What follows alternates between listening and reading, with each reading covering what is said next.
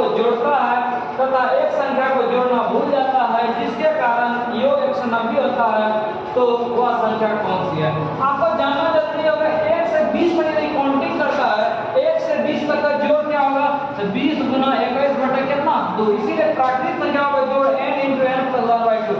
इसका मतलब हो गया यदि 1 से 20 तक जोड़ता कितना होना चाहिए? 210। उस विद्यार्थी का हुआ जोड़ कितना? 195। इसका मतलब होना चाहिए 210 जोड़ा है 195। इसका मतलब किस अंक को छोड़ दिया था?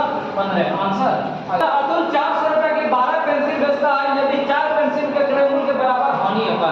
कहने का मतलब 12 पेंसिल बेचा, क्या वो किया जबकि 4 पेंसिल के बराबर क्या हो गया? हानि हो गया। इसका मतलब उस पेंसिल कितना लिया था?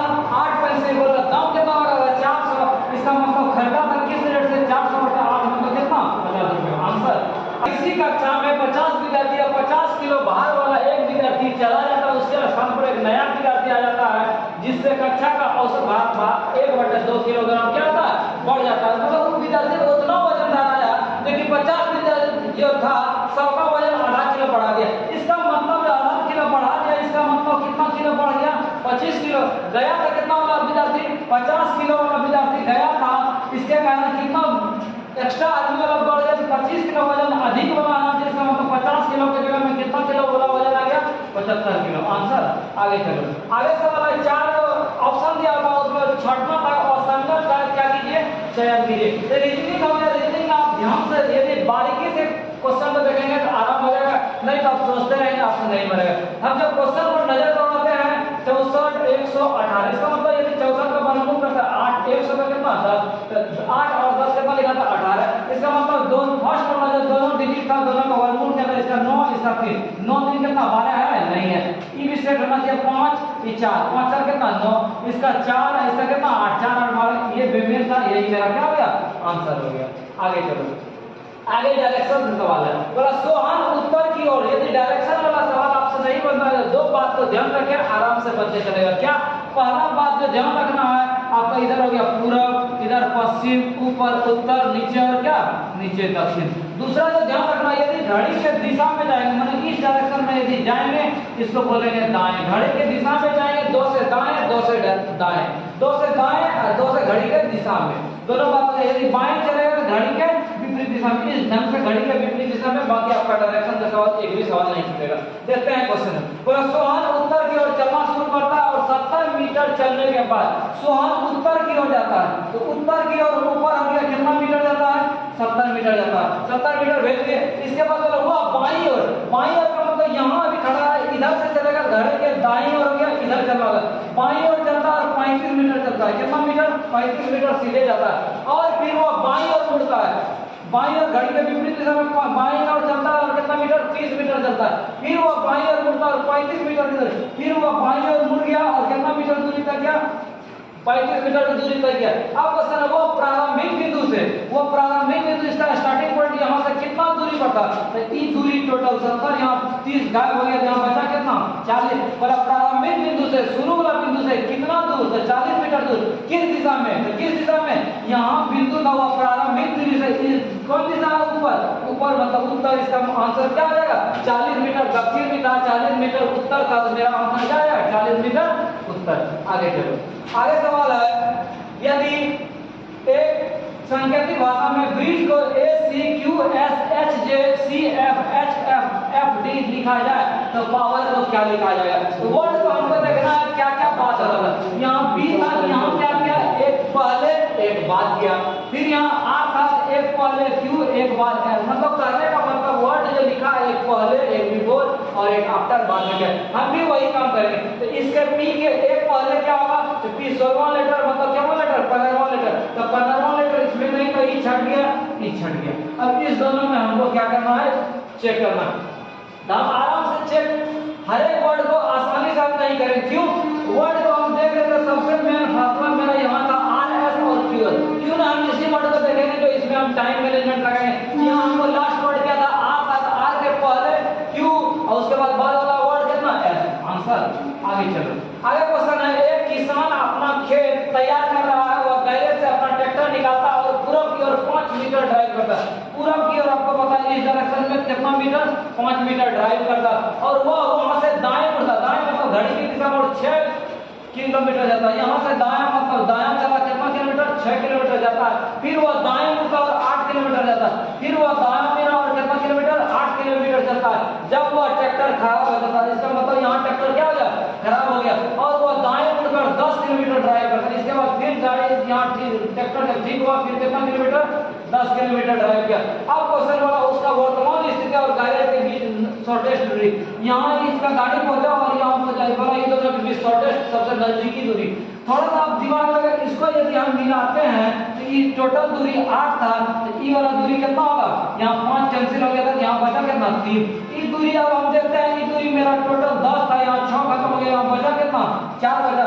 ये शॉर्टेस्ट दूरी एक समकोण त्रिभुज हो गया। ऐसा सवाल आपको रीजनिंग में और मिलेगा, 3 4 ये कितना 5। आंसर ट्रिपलेट से भी 3 का स्क्वायर जो 4 का स्क्वायर। आगे चलो, आगे सवाल है, एक व्यक्ति 1 रुपये में 15 आम खरीदता है, 1 रुपये में बेचने के बाद कितना बेच लेगी, 25% क्या हो, हानि हो। अच्छा 1 रुपया में 15 है तो 1 आम खरीदा कितना में, 1/15। अब बोला कि कितना रुपया में बेचे, डिटरमिनेंट का फार्मूला बताए थे, क्राइम गुना 100 माइनस हानि प्रतिशत बटा कितना 100, जो कटेगा उसको घटाते हैं, 15 75 20 25 1/20। 1/20 का मतलब हो गया 1 रुपया में क्या ग्राम, 20 ग्राम। आंसर। आगे चलो, आगे सवाल है, यदि एक संख्या का 40% 290 है, वह कौन सी संख्या है जो प्रारंभिक संख्या से 20% अधिक है। कौन ऐसा संख्या है जो कि स्टार्टिंग संख्या से 20% अधिक है। तो कोई संख्या का 40% बराबर कितना 290, ये कैंसिल हो गया। इसका मतलब 4% का मान कितना 29। संख्या निकालने के लिए 100% जब 4% का वैल्यू 29 था, 100% का मान कितना 29 गुना 25। क्यों, इधर भी 25 से गुना, इधर भी 25 से गुना। इसका मतलब कितना है 25 गुना 225, 22 बच गया, 25 दूनी 50, 50 और 22 कितना 72। अब क्वेश्चन का कहना हुआ कौन संख्या है जो कि ये जो संख्या है इससे 20% ज्यादा है। इसका मतलब 725 का कितना आना चाहिए 120 बटे 106 5, ये 5 से कटा है कितना 14 5 70 5 6 5 30, बाकी कितना 3 14 84 84 3 कितना 87। 8700 जिस ऑप्शन में होगा वही क्या करेंगे आंसर करेंगे। एक बार फिर से दिखाते हैं क्या क्या किए। ये क्वेश्चन बोला किसी संख्या का 40% 290, 40% बराबर 290 0 0 कट गया, 4% का मान कितना 29। तब बोला 100% मतलब पूरा इधर भी 25 से गुना, इधर भी 25 से गुना। यदि आप 1% का मान निकालते हैं 29/4 100 करते 100। अब बोलो इस संख्या का 20% ज्यादा हो जाना चाहिए, तो आप ये भी कर सकते थे 725 निकला, इसका 20% ज्यादा होगा 725 गुना 20 बटा कितना 100।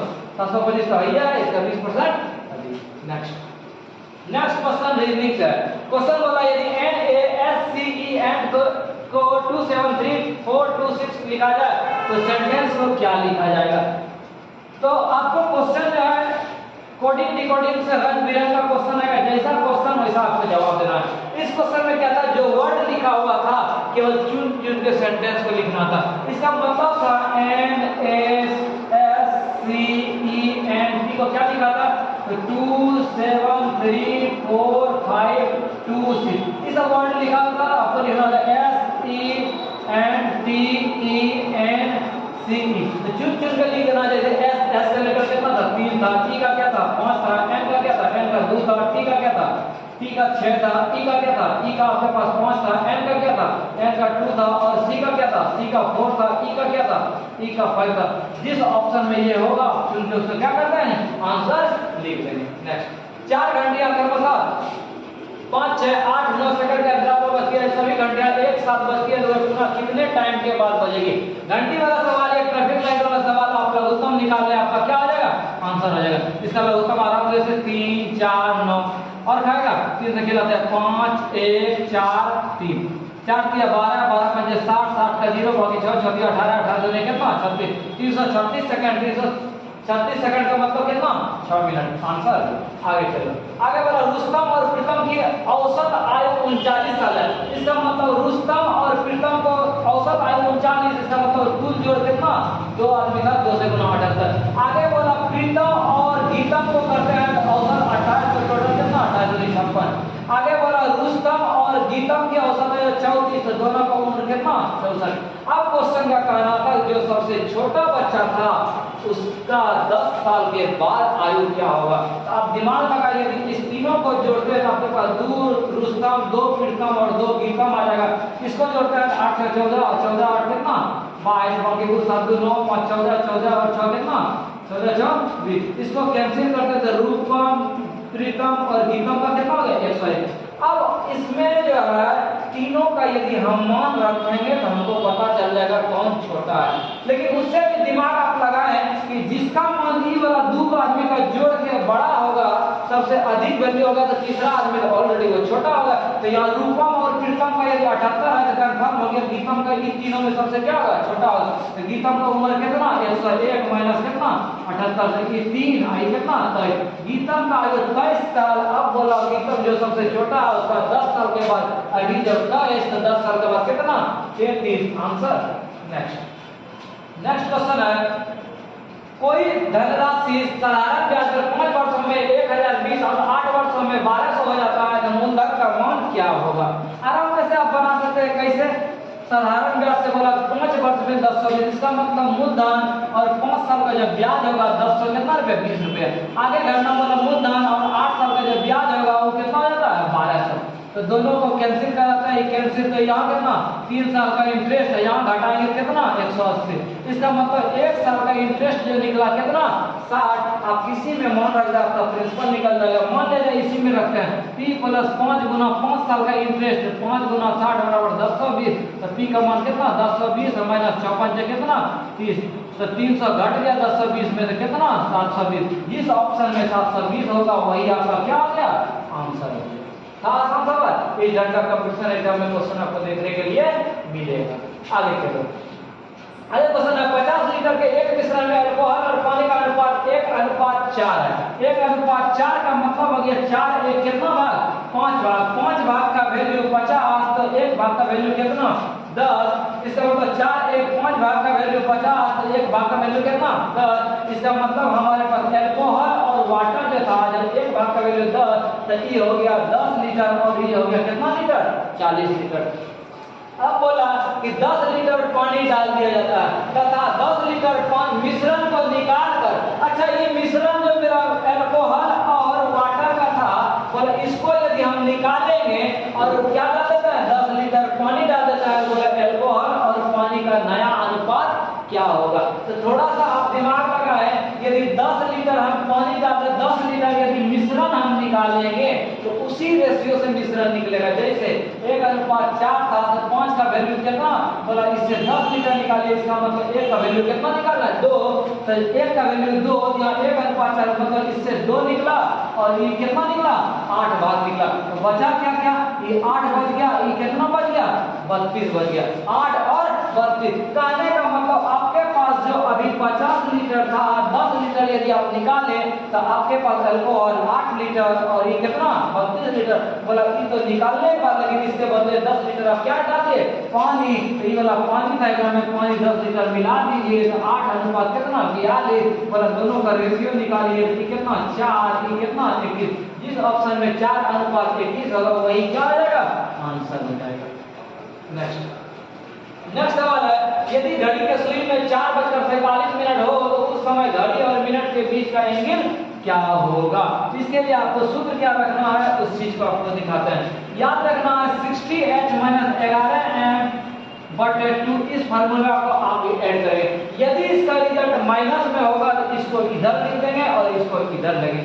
ये क्यों करेंगे इसीलिए करते हैं जैसे इस घड़ी में मान जाए ये एंगल बन रहा है ये कितना डिग्री बन रहा है 30 डिग्री। तो रेस्ट वाला ई कोण यदि होगा तो कितना डिग्री होगा 330। इसीलिए जो एंगल निकलेगा यदि इसमें प्लस वाला मान आएगा तो वही डिग्री हो गया और नहीं तो ये बड़ा वाला जो कोण बना ये भी तो आप घड़ी के बीच का सुई कर सकते हैं। तो जो बड़ा होगा उसको कर देंगे और आपका आंसर हो जाएगा। तो 60h का मान कितना 4 घंटा था तो 4 - 11 गुना m कितना 47/2। आपको लग रहा है ई बड़ा बड़ा है इसी में इसको घटा दे रहे 47 गुना 11 तो 47 47 7 17 11 कितना 517।